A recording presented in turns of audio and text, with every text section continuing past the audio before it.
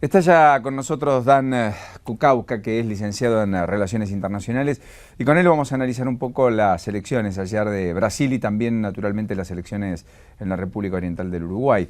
Dan, gracias por este ratito, muy buen día. Muchas gracias por la invitación, buen día. Bueno, empecemos por Brasil, el capítulo que ya está zanjado con conteo oficial de votos y demás. ¿Por qué Dilma es reelecta, crees vos? Bueno, me llamó bastante la atención lo ajustado de su victoria, teniendo en cuenta que después de 12 años de gobierno, después de haber sacado casi a 36 millones o 50 millones, según la interpretación de pobres de esa condición, después de tener 50 millones de personas bajo la influencia de los planes sociales tan importantes que son en Brasil, después de todo eso logre solamente un 3% de ventaja, un 51,6% contra el 48,4% de Aécio Neves. Y también me preocupa que sin esa influencia, ¿qué hubiera pasado? Lo cual es algo para ponerse a reflexionar, teniendo en cuenta que el mapa electoral de Brasil casi refleja el mapa de los subsidios a las personas de menores recursos. Y esto un poco es un tema de reflexión sobre, ¿no?, la naturaleza de la democracia. Sin duda se lo merece porque son cifras, las que acabo de decir, excelentes, pero hace 4 años que el gobierno y el modelo está en franco de crecimiento, cayó desde el 7,5 que entregó el poder Lula allá por 2010 al 0,3 este año, y todavía no se hace sentir el factor más importante, que es este desplome de las materias primas a nivel internacional, que Brasil se ha primarizado mucho y no es tan un gran exportador industrial, sino más bien exportador de materias primas, el hierro, la soja, muy similar a lo nuestro, y se viene una situación bastante difícil. De hecho, esa es la situación que está ahora, así que yo creo que se ha premiado la continuidad de lo que está funcionando, pero la cantidad de gente que ha votado en contra, que ha prácticamente disputado el poder voto a voto, es llamativo en esta situación y también hace pensar mucho sobre cuál es la naturaleza de estos planes sociales que se están convirtiendo en una herramienta política, no solo en Brasil, por eso la reflexión, sino en muchos lugares de Latinoamérica. O sea, vos, bueno, a ver, en São Paulo perdió 2-1, digamos, Dilma, el 66% prácticamente Aécio contra el 33% de Dilma, que la sociedad paulista, la sociedad más industrializada, digamos, por supuesto la ciudad tal vez más emblemática y más contestataria al régimen del Partido de los Trabajadores, y de ahí proviene Aécio, digamos, además. Pero más allá de eso, es verdad lo que decís en términos de que geográficamente el respaldo a Dilma estuvo más en el norte y centro y en el nordeste que en el sur, digamos. Y vos decís, allí es donde básicamente se ha focalizado la política de subsidios y la política de cobertura social de Dilma. Exactamente, de hecho más del 50% de los gastos en estos subsidios sociales se van a las zonas del nordeste, donde exactamente tuvo grandes ventajas Dilma en estas elecciones. En el análisis detallado de los electores, tanto el nivel económico como el nivel de educación fueron determinantes, donde se veía una polarización. Cuanto más educación, menores votantes tenía Dilma y viceversa. Y esto es preocupante porque es muy parecido a algo que desnaturaliza un poco la democracia, ¿no? Más que votantes son como receptores de ayuda, que están recontratando su ayuda. Pero esto es un tema de reflexión no solo para Latinoamérica, sino para todo el mundo. Ahora es interesante, porque a ver, efectivamente el voto a Aécio estuvo más vinculado a los sectores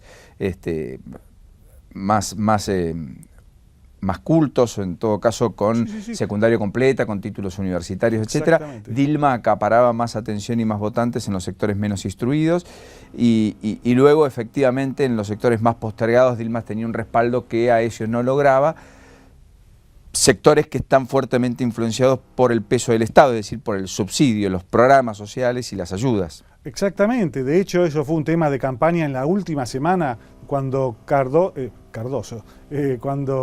Aécio Neves dijo que en realidad la gente ignorante y la gente pobre estaba votando a Dilma por su ignorancia, y esto fue tomado como eje de campaña por Lula en el mismo momento, y fue dicho, ven, creen que son todos ignorantes, o sea, lo utilizó a su favor porque sonaba muy despectivo.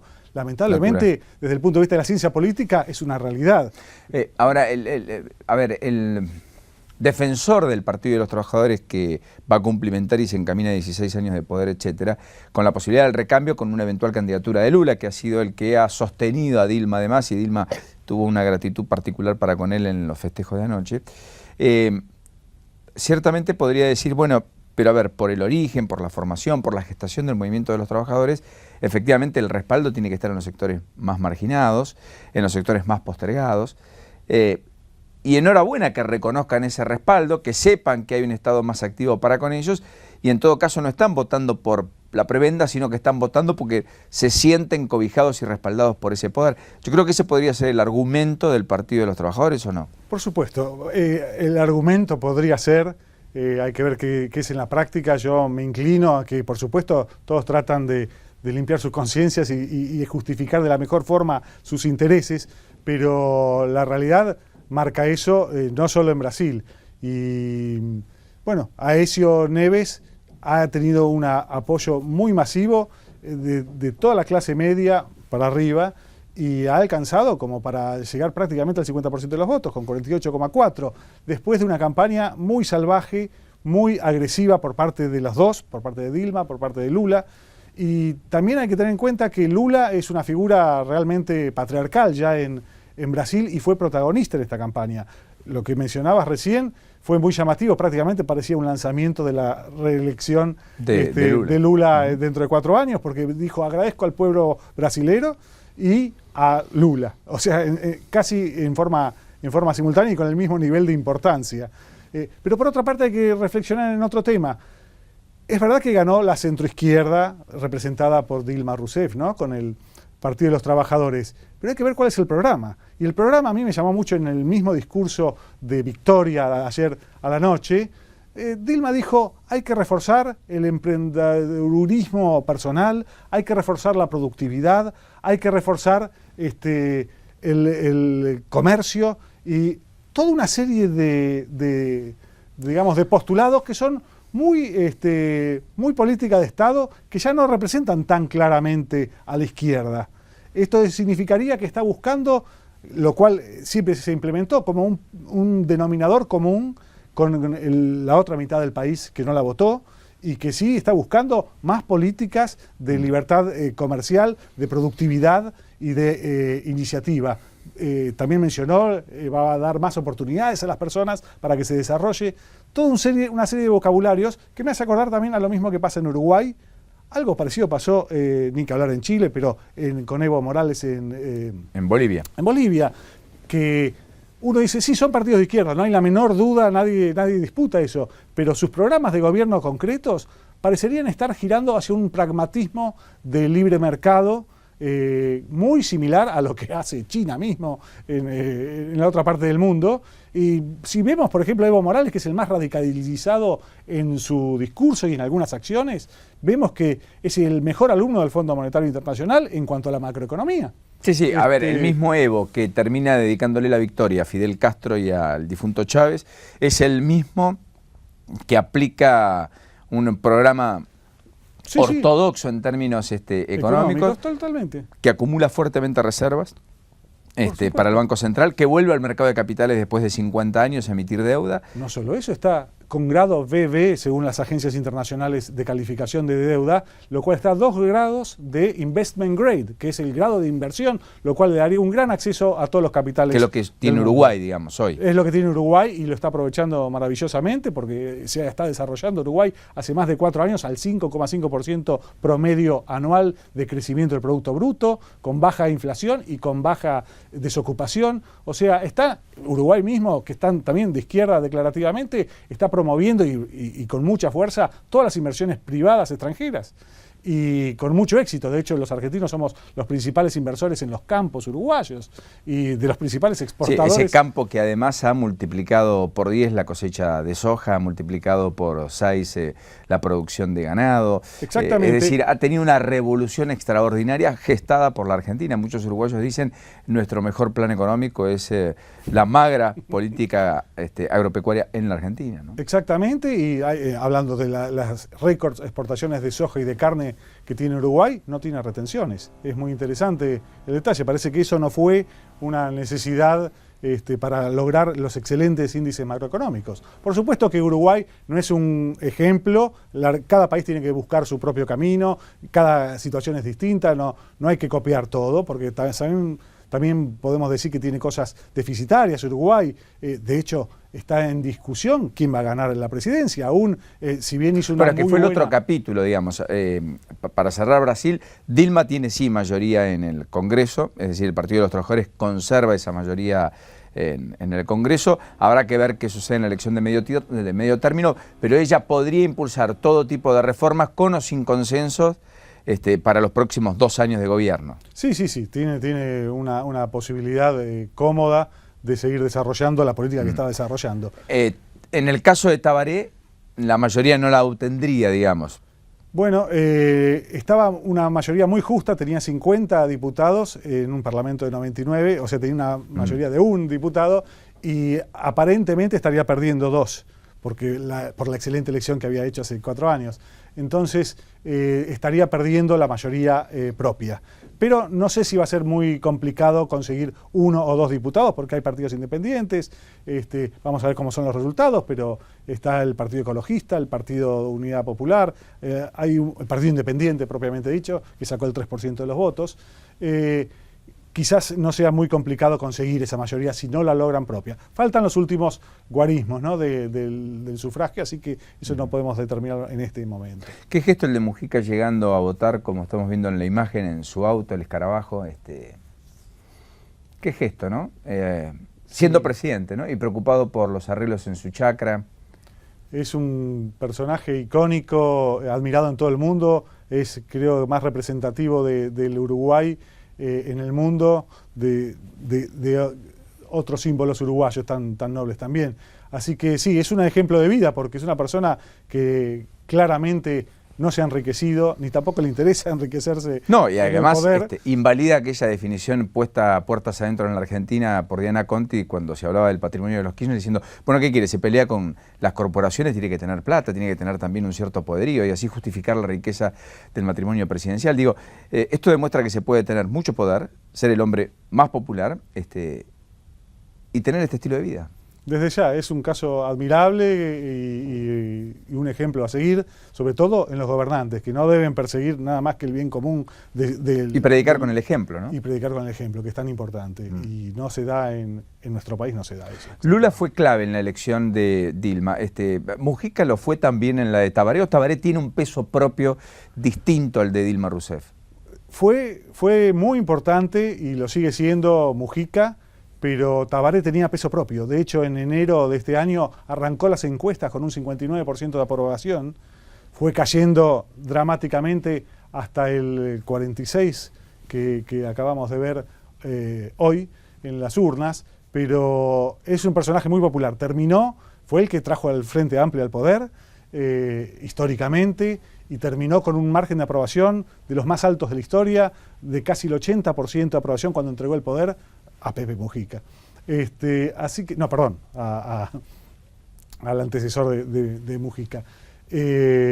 Así que yo creo que en este caso Tabaré Vázquez tiene peso propio, es una figura muy histórica y se complementan muy bien. No es el caso de Lula y Dilma, donde Lula tiene una figura muy superior a la propia Dilma. En este caso los dos han sido muy populares e inclusive se hablaba de que Mujica estaba restándole popularidad un poco al Frente Amplio, porque si bien es muy icónico y muy emblemático de su forma de ser, por otro lado parece que también causa bastante controversia esa misma forma de ser. La gente también demanda otro tipo de imagen de un presidente del país y parece que no es tan buena electoralmente esa imagen. Así que diría que son complementos y, bueno, han logrado un buen resultado. La calle Pou, una familia tradicional asociada al poder además en Uruguay, ¿puede revertirlo en una segunda vuelta o esta elección donde la brecha está en no menos de 13, 14 puntos y donde ha quedado tan cerca de, digamos, sobrevolar la segunda vuelta a Tabaré, lo pone casi en una situación de desventaja plena, irreversible, digamos, en términos La desventaja electorales. es muy clara, está a 3 o 4 puntos de llegar a la mayoría en la primera vuelta, pero está claro que Bordaberry ya anunció su apoyo irrestricto y sin condiciones al Partido Blanco y a la calle Pou, y entre los dos, si bien hicieron una elección menor a lo que se esperaba, porque se está hablando de 42, 43 puntos para la calle Pou y 12 o 13 puntos para el Partido Colorado de Bordaberry, sumando los dos da una aritmética muy interesante.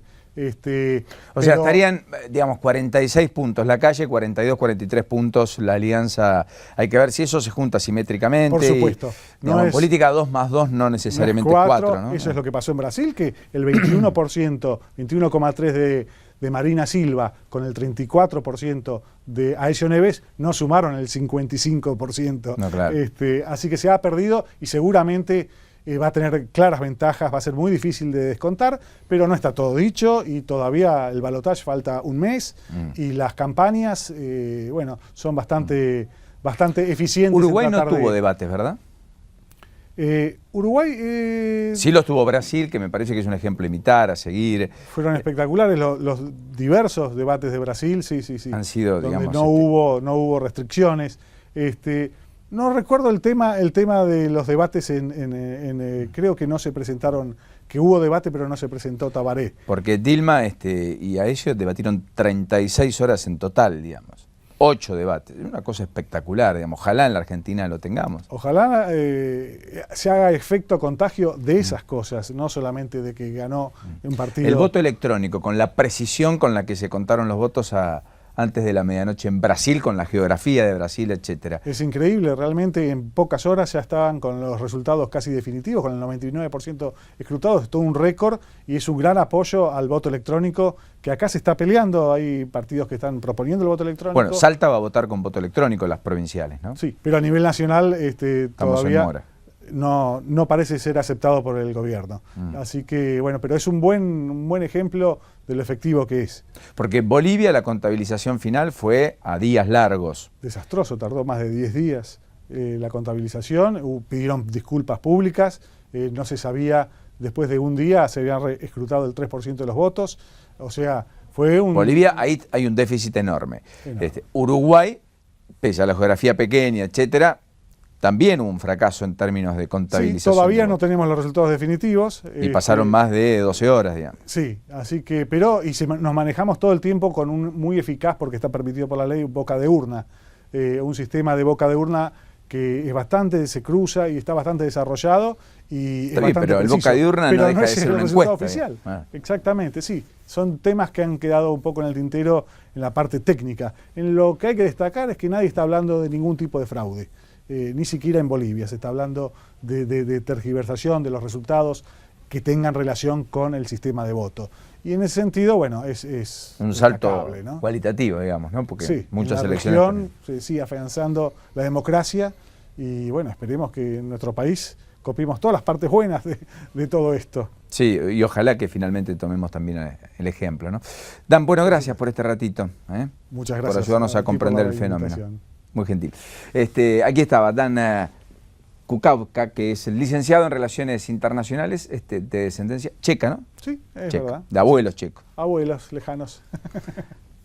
Gracias por este ratito, Dan. Gracias. Hasta la próxima. Entérate antes. Baja la aplicación de Infobae.